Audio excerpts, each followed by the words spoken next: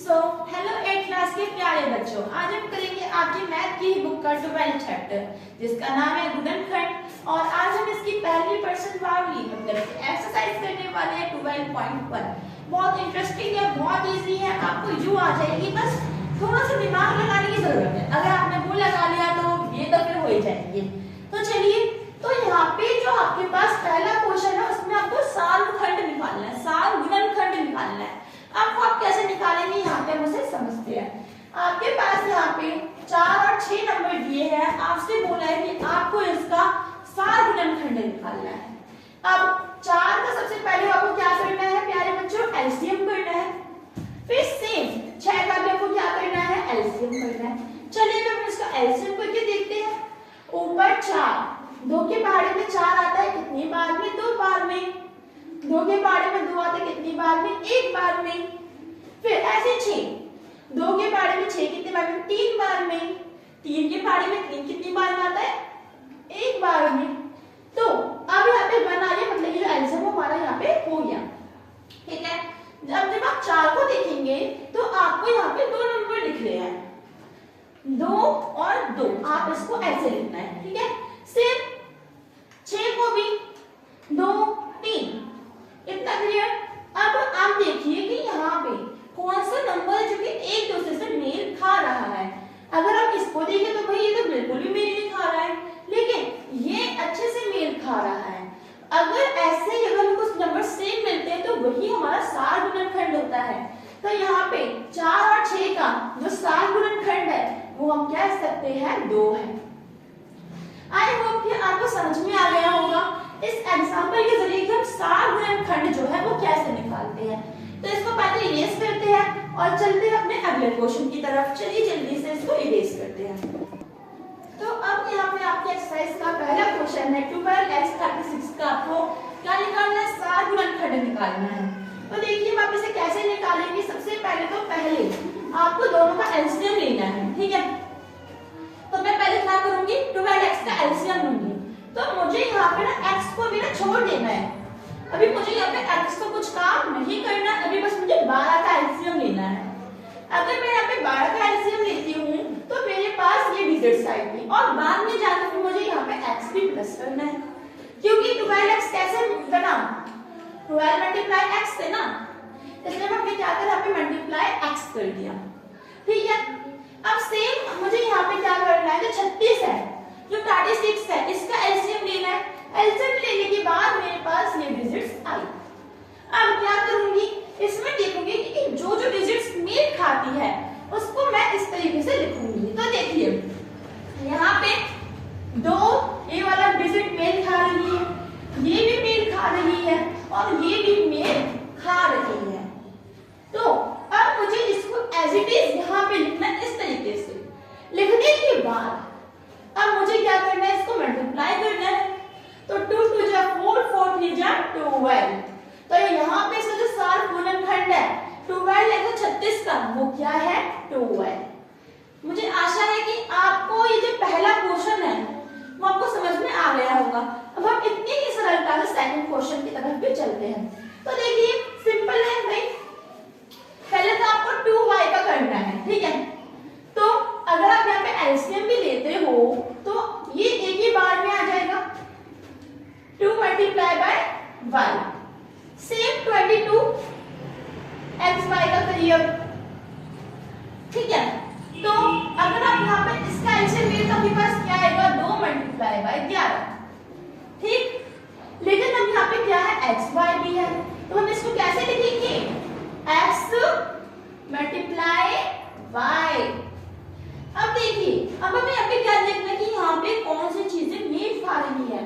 तो यहाँ पे 2 तो मेल खा रहा है, लेकिन यहाँ पे जो 11 है वो यहाँ पे नहीं है, ना ही यहाँ पे जो x है वो यहाँ पे है, लेकिन यहाँ पे y जरूर है, यहाँ पे y जरूर है। तो मैं इसको कैसे लिख सकती हूँ, 2 मल्टीप्लाई बाय y। और अगर मैं इसको ऐसे लिखती हूँ तो मेरा आंसर आएगा 2y। तो मुझे आशा है कि आपने सेकंड जो क्वेश्चन, सो अब देखिए जब मैंने यहाँ पे अपनी 28 का एलसीएम लिया तो मेरे पास 2 मल्टीप्लाई बाय 7 आया। अब मैं इसे क्या करूंगी, एज इट इज इसको यहाँ पे लिख दूंगी 28 मैंने क्या बोला, मेरे पास 2 2 7 आया। साथ में भाई पी स्क्वायर है, पी स्क्वायर का मतलब पी की मल्टीप्लाई हमने पी से की है, मतलब ये सिंपल सी बात है, हम यहाँ पे 2 बार पी लिखेंगे। अच्छा, अगर यहाँ पे 3 बार हम क्या कर रहे हैं, तो हम यहाँ पे 3 बार पी लिखते हैं, ठीक है। अब सेम क्यू भी हमें क्या करना है, 2 बार लिखना है। अब हम देखते हैं कि भाई इसमें क्या क्या चीजें सिमिलर है। तो देखिए 2 सिमिलर है, दूसरा तो ऊपर नहीं है, 7 सिमिलर है और P और Q भी सिमिलर है। तो अब हम यहाँ पे इसका सार गुणनखंड क्या लिखेंगे, 2 multiply by 7 multiply P multiply Q। तो अगर आपने 2 की मल्टीप्लाई 7 से की तो कितना आया, 14 PQ। सो इस तरीके से हम देख सकते हैं कि हमारे कितने इजीली 3 क्वेश्चंस हो गए हैं। अब हम आते हैं अपने अगले क्वेश्चंस पर। अब आइए, अब हम यहाँ पे क्या देखेंगे बच्चों कि इसका हम कैसे सार गुणनखंड ज्ञात करें, तो बहुत लंबा है। तो देखिए सेम पहले ही प्रोसेस है, उसमें पहले 2 थे, इसमें हमारे पास कितने हैं, 3 हैं। तो सबसे पहले तो अब हमें क्या करना है, 6 का इस तरीके से एलसीएम करना है। सेम 24 का भी अब हमें इसी तरीके से एलसीएम करना है और 12 का भी इसी तरीके से भी क्या करना है, एलसीएम करना है। अब देखिए यहाँ पे ध्यान से, तो 6 है हमारा, 6 का एलसीएम करने पे हमारे पास 2 मल्टीप्लाई बाय 3 आया, हमने लिख दिया, लेकिन अब यहाँ पे क्या है, ए बी सी, तो मैंने यहाँ पे ए लिखा, बी लिखा और सी भी लिखा। सेम 24, तो 2 multiply by 2, 2 multiply 2 and multiply 3। अब मैंने यहाँ पे सेम नंबर यहाँ पे उतार दिए। अब ऊपर क्या है, ए बी स्क्वायर, ए एक बार, बी के ऊपर क्या है, 2, मतलब कि बी हम कितने बार लिखेंगे, 2 बार। सेम ही प्रोसेस हमें किसके साथ करना है, 12a square b, 12a square b। तो देखिए 12 का अगर हम यहाँ पे देखते हैं कि इसका एलसीएम कैसे होगा, 2 मल्टीप्लाई 2 मल्टीप्लाई 3, मैंने यहाँ पे लिख दिया। a स्क्वायर है, a के ऊपर क्या है, 2 है, मतलब कि हम a को कितने बार लिखेंगे, 2 बार, और b एक बार, मतलब कि b बार। अब हम यहाँ पे क्या देखना है कि यहाँ पे क्या कॉमन है, तो देखिए देखते हैं कि इसमें हमें क्या कॉमन दिख रहा है, जो कि तीनों में आ रहा है।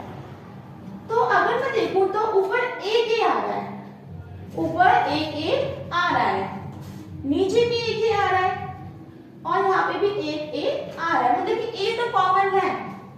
अब देखिए बी यहाँ पे एक भी आया, यहाँ पे भी एक भी आया, यहाँ पे मतलब कि बी भी कॉमन है, लेकिन एक ही कॉमन है। सी यहाँ पे नहीं है, सी कॉमन हमारा नहीं है। अब देखिए 2 क्या आ रहा है हमारा, हाँ भाई बिल्कुल आ रहा है। देखिए 3 तो कॉमन है, हाँ सब में एक बार 3 आ रहा है।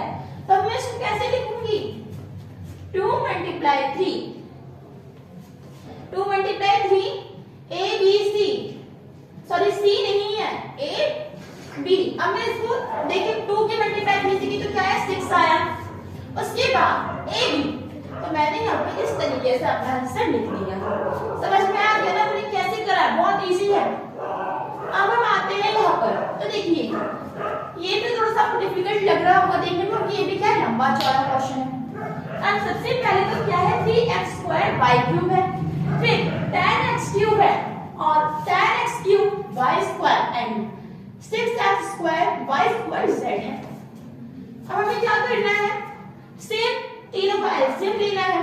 लेके एलसीएम ले तो क्या है, 3x x स्क्वायर हमने तो क्या लिखा, यहाँ पे x 2 बार लिखा, y क्यूब y 3 बार लिखा।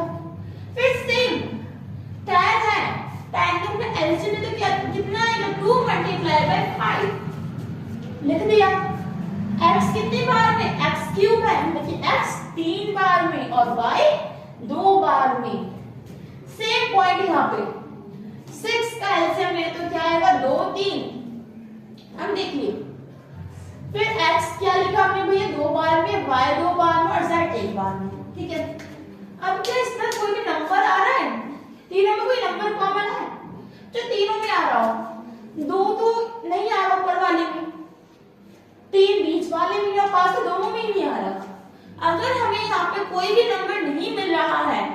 अब इसका मतलब क्या जान सकते हैं कि इसका कोई भी सवाल गुणनखंड है ही नहीं। क्यों नहीं है? क्योंकि यहाँ पे कोई भी जो नंबर है वो कॉमन आता ही नहीं है। अब आपके लिए मैंने एक घर से होमवर्क देना चाहती हूँ और मुझे आशा है कि आप इसको अच्छे से कर लें। अगर आपको कुछ डाउट हो तो आपको कमेंट कर सकते हैं। 7 क्वेश्चन और 4 क्वेश्चन आपको घर से करके लेकर आना है, ठीक है। अब मुझे आशा है कि आपको अच्छे से समझ में आ गई। नेक्स्ट वीडियो के लिए कमेंट जरूर करना। Bye bye.